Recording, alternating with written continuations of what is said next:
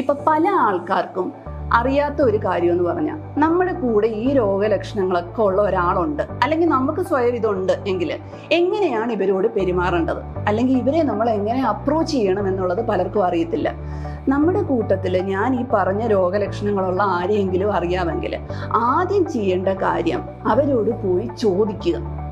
പലപ്പോഴും ഈ ഡിപ്രഷനുള്ള രോഗികളുടെ മെയിൻ ബുദ്ധിമുട്ട് എന്ന് പറയുന്നത് ഇവർക്ക് എനിക്കാരുമില്ല, അല്ലെങ്കിൽ എൻ്റെ കാര്യങ്ങളൊക്കെ ഒന്ന് പറയാനും എൻ്റെ പ്രശ്നങ്ങളൊക്കെ ഒന്ന് കേൾക്കുവാനും ആരുമില്ല എന്നുള്ള തോന്നലാണ് ഇവരെ സംബന്ധിച്ച് ഏറ്റവും വലിയ പ്രശ്നം. അപ്പം നമ്മളൊന്ന് പോയി ആദ്യം അവരോട് ചോദിക്കുക, എന്താ നിൻ്റെ പ്രശ്നം, എന്നോട് പറയൂ. ഇവർ പറയുന്നത് ക്ഷമയോടെ ലിസൺ ചെയ്യുക.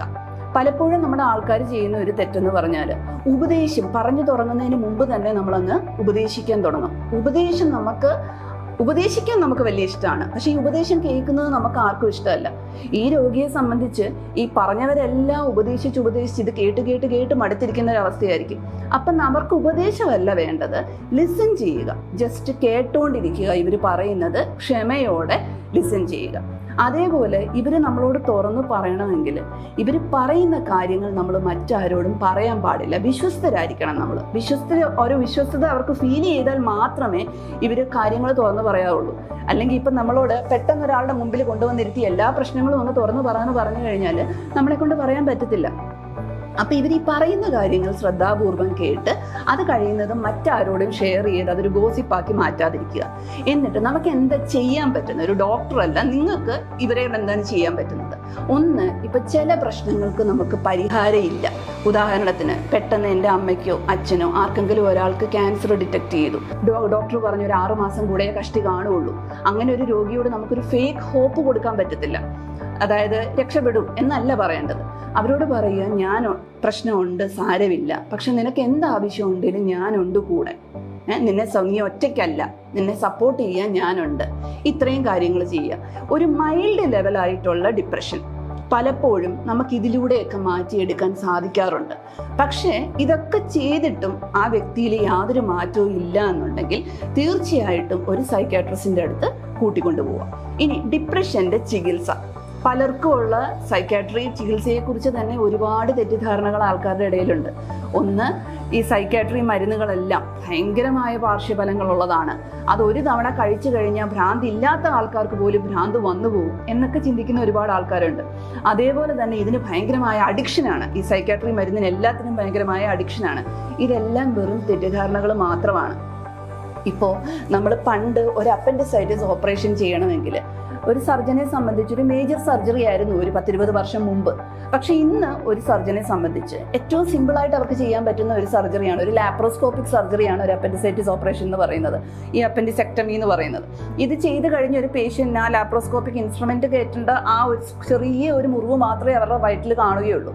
അപ്പം മെഡിക്കൽ ഫീൽഡിൽ എല്ലാ ഫീൽഡുകളിലും ഒരുപാട് മാറ്റം കഴിഞ്ഞ ഒരു 5-10 വർഷമായിട്ട് ഭയങ്കരമായിട്ട് മെഡിക്കൽ ഫീൽഡ് പ്രോഗ്രസ് ചെയ്തിട്ടുണ്ട്. ഇതേ മാറ്റം നമ്മുടെ സൈക്യാട്രിയിലും വന്നിട്ടുണ്ട്. ശരിയാണ്, പണ്ട് ഇതുപോലെ പാർശ്വഫലങ്ങളൊക്കെ ഒരുപാടുള്ള മരുന്നുകൾ ഉണ്ടായിരുന്നു. പക്ഷെ അതിൽ നിന്നൊക്കെ ഇപ്പം വ്യത്യസ്തമായിട്ടുള്ള പാർശ്വഫലങ്ങൾ ഓൾമോസ്റ്റ് നിൽ എന്ന് നമുക്ക് പറയാവുന്ന മരുന്നുകൾ അവൈലബിൾ ആണ്. കൊച്ചുകുട്ടികൾക്ക് വരെ നമുക്കിത് കൊടുക്കുവാൻ സാധിക്കുന്നതാണ്. അപ്പോൾ ഈ ട്രീറ്റ്മെന്റ് നമുക്ക് 2 രീതിയിലാണ് ചെയ്യുന്നത്. ഒന്ന്, ഫാർമക്കോ തെറാപ്പി, അതായത് മരുന്നുകളിലൂടെയുള്ള ചികിത്സ. രണ്ടാമത്തത് സൈക്കോതെറാപ്പി. ഈ സൈക്കോതെറാപ്പി എന്ന് നമ്മൾ പറയുന്നത് കോഗ്നിറ്റീവ് ബിഹേവിയറൽ തെറാപ്പിയാണ് ഡിപ്രസീവ് പേഷ്യൻസിന് ഏറ്റവും എഫക്റ്റീവായിട്ടുള്ള സൈക്കോതെറാപ്പി എന്ന് പറയുന്നത്. അതായത് ഈ ഡിപ്രഷനുള്ള ആൾക്കാർക്ക് ചില തിങ്കിങ് എറേഴ്സ് ഉണ്ടാവും. അതായത് അവർ തെറ്റായ ചില ചിന്തകൾ അവർക്കുണ്ടാവും. കോഗ്നിറ്റീവ് എറേഴ്സ് ഓഫ് തിങ്കിങ് എന്നാണ് നമ്മൾ ഇതിനെ പറയുന്നത്. ഉദാഹരണത്തിന് ആദ്യത്തേത് ഓവർ ജനറലൈസേഷൻ.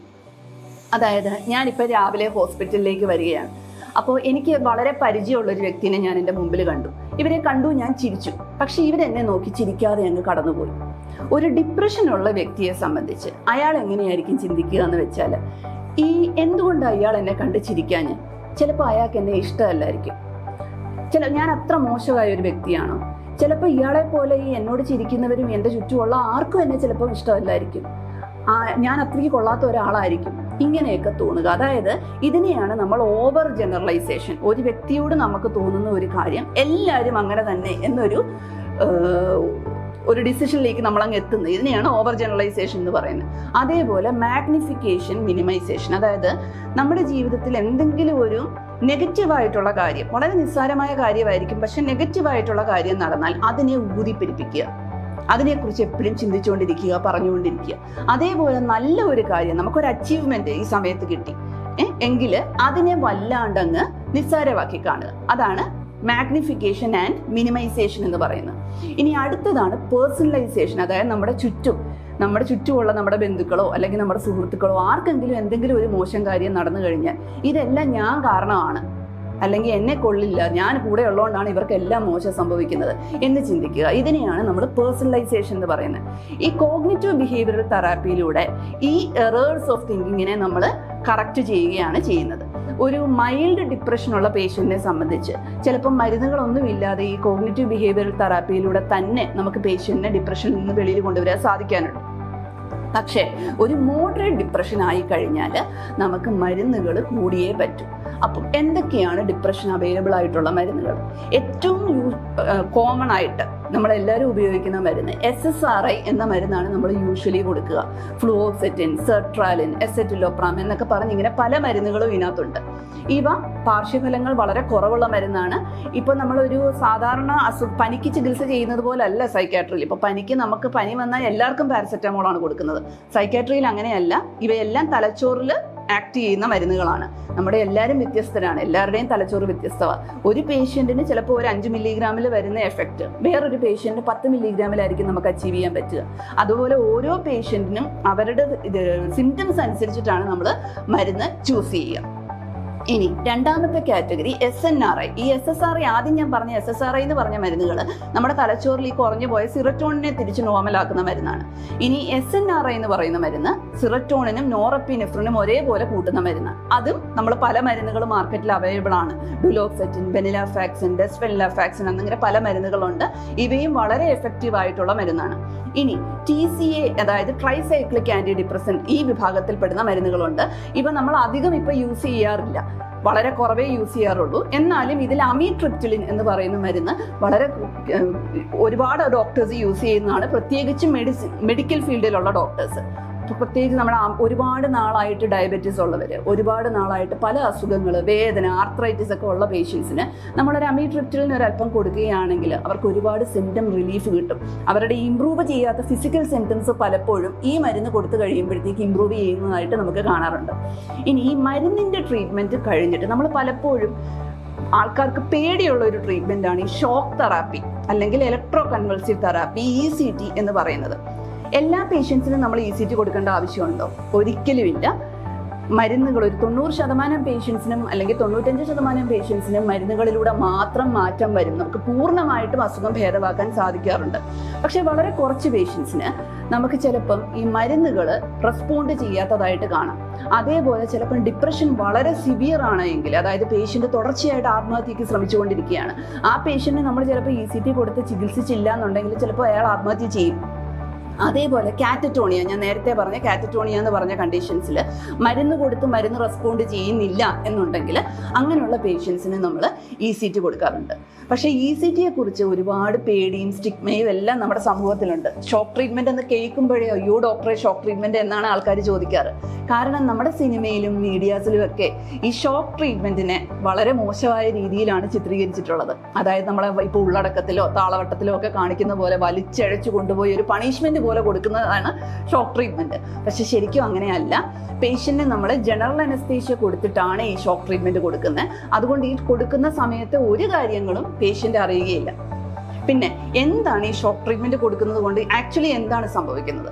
നമ്മുടെ പണ്ട് കാലത്ത് ഈ അപസ്മാരം, അതായത് എപ്പിലെപ്സി ഉള്ള പേഷ്യൻസ്, അതിൻ്റെ കൂടെ തന്നെ മനോരോഗമുള്ള പേഷ്യൻസ്, ഇവരെ നമ്മൾ പഠിച്ചപ്പോൾ കണ്ട ഒരു കാര്യം എന്ന് പറഞ്ഞാൽ ഈ എപ്പിലെപ്സി ഉള്ള പേഷ്യൻസിന് സീഷർ വന്നു കഴിയുമ്പോൾ, അതായത് ഒരു സീഷർ എപ്പിസോഡ് അവർക്ക് വന്നു കഴിയുമ്പോൾ അവരുടെ മനോരോഗത്തിൻ്റെ സിംറ്റംസ് പെട്ടെന്ന് ഇംപ്രൂവ് ചെയ്യുന്നതായിട്ട് കണ്ടു. അപ്പം ഇതിൽ കൂടുതൽ പഠനം നടത്തിയപ്പോഴാണ് ഈ സീഷർ വന്നു കഴിഞ്ഞാൽ ഈ മനോരോഗത്തിന്റെ സിംറ്റംസ് ഇംപ്രൂവ് ചെയ്യും എന്ന് കണ്ടുപിടിച്ചത്. അപ്പം ബേസിക്കലി നമുക്ക് സാധാരണ ഒരു ആൾക്കാർക്ക് മനസ്സിലാകേണ്ട രീതിയിൽ പറഞ്ഞാൽ, നമ്മുടെ ഈ തലച്ചോറിൽ ഞാൻ നേരത്തെ പറഞ്ഞു കുറേ രാസപദാർത്ഥങ്ങളിലുള്ള ഒരു വ്യതിയാനങ്ങളാണ് നമ്മുടെ ഈ മാനസിക രോഗം, ഈ ഡിപ്രഷൻ ഉണ്ടാക്കുന്നത്, അല്ലെങ്കിൽ മറ്റെല്ലാ മാനസിക രോഗങ്ങളും ഉണ്ടാക്കുന്നത്. അപ്പോൾ ഈ സീഷർ നമ്മൾ ഈ ECG ചെയ്യുമ്പം നമ്മളൊരു ഇലക്ട്രോഡ് വഴി ഒരു ചെറിയ ഇലക്ട്രിക് കറണ്ട് നമ്മുടെ ബ്രെയിനിലേക്ക് പാസ് ചെയ്യുകയാണ്. അപ്പം നമ്മളൊരു സീഷർ ആർട്ടിഫിഷ്യലായിട്ട് അവിടെ ഉണ്ടാക്കുക. ഇതുണ്ടാകുമ്പം നമ്മുടെ ഈ ന്യൂറോ ട്രാൻസ്മിറ്റേഴ്സ് എല്ലാം ഒന്ന് താളം തെറ്റും. എല്ലാത്തിൻ്റെയും ലെവൽസിൽ ഒരു വ്യത്യാസം വന്നിട്ട് തിരിച്ചിത് നോർമലായിട്ട് വന്ന് നോർമൽ ലെവലിൽ വന്ന് സെറ്റിൽ ചെയ്യും. ഇപ്പം നമ്മൾ മരുന്ന് കൊടുക്കുന്ന ഒരു പേഷ്യൻറ്റിന് 60% അല്ലെങ്കിൽ 50%, 60% ഇമ്പ്രൂവ് ചെയ്യാനുള്ള ചാൻസ് എങ്കിൽ, അതും നമ്മൾ വീക്സോളം കൊടുത്താൽ ECT നമ്മളൊരു 2-3 സെഷനിൽ തന്നെ പേഷ്യൻറ്റിന് 90% മാറ്റം വരും. വളരെ എഫക്റ്റീവായിട്ടുള്ളൊരു ട്രീറ്റ്മെൻ്റ് ആണ് ഇത്. അതുകൊണ്ട് ECT ഭയപ്പെടേണ്ട കാര്യമില്ല. അപ്പം ഞാൻ ഈ പറഞ്ഞ കാര്യങ്ങൾ നിങ്ങൾക്കെല്ലാം ഉപകാരപ്പെടും എന്ന് വിശ്വസിക്കുന്നു. അപ്പോൾ ഡിപ്രഷനെ നിസ്സാരവൽക്കരിക്കരുത്. അതിന് ട്രീറ്റ്മെൻ്റ് ഉണ്ട്. ട്രീറ്റ്മെൻറ്റ് എടുക്കുക. എടുത്തു കഴിഞ്ഞാൽ അത് പൂർണ്ണമായിട്ട് മാറാവുന്നതേ ഉള്ളൂ. താങ്ക്സ്.